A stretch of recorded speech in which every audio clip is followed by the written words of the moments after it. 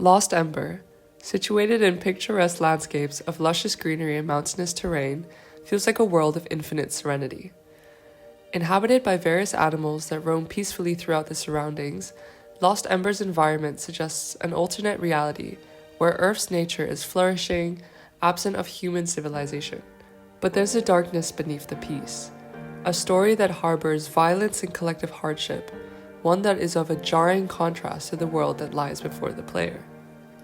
As you enter the world of Lost Ember, the opening cutscene suggests a prerequisite timeline to the start of the gameplay, yet remaining a mystery to be uncovered.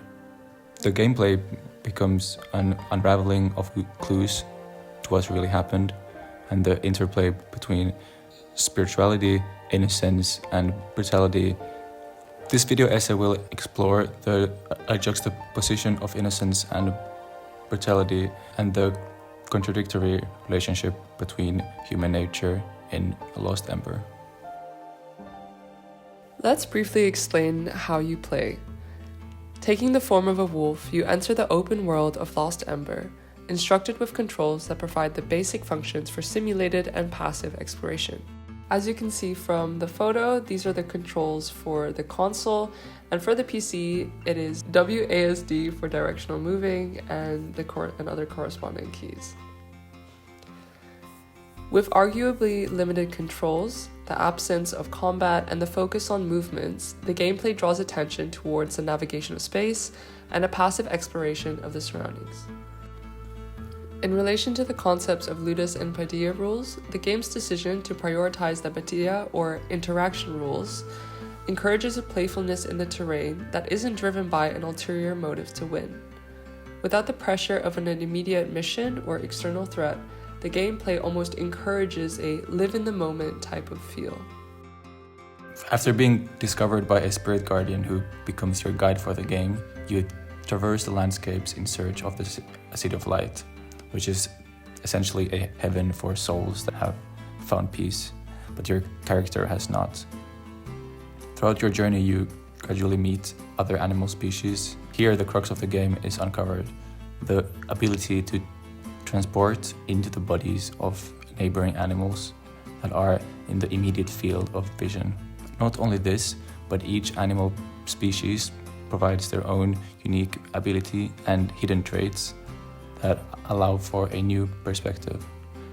For example, when transforming into a wombat, you unlock a rolling ability where you can roll down hills. Thus, there is both a problem-solving role of how a certain animal aids in narrative progression, or perhaps you just want to roll through a log and eat some berries, which is fine as well. Despite having the spirit guide that adds a diegetic narrator for the game doesn't provide any distinct location markers or paths, which creates this sense of free roaming the world. So now you know how to play. What is the aim of the game? As stated before, Lost Ember presents itself as a serene and lively landscape and is overall a pretty relaxing game.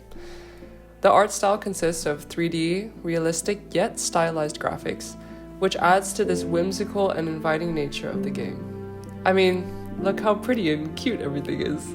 The gameplay is structured by a combination of these periods of gameplay that are then intersected by cutscenes that predominantly consist of a flashback that reveals something about the narrative. We learn that she is a person of the lost civilization that we see through the memories, and we learn about her role, which happens to be a ruler of a rebellion against the tyrannical leadership, which happens to be the king. And spoiler alert, it also happens to be her dad, who also happens to be that glowing orb that follows you around. So the narrative presents a strong contrast to the lush world by showing these snapshots of bandits, brutal rebellions, famine, and just general uproar between people that serve as segmentation markers for the game.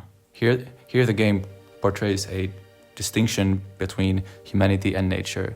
It discusses the tension between the two domains through human conflict and nature's innocence. We see a revolution and troubled familial relations through these memory snapshots, whereby the current world has seemingly been restored by nature. Any final comments? I think the final comment would be that throughout the game, we have argued that the contradictory relationship between human and nature is dominant.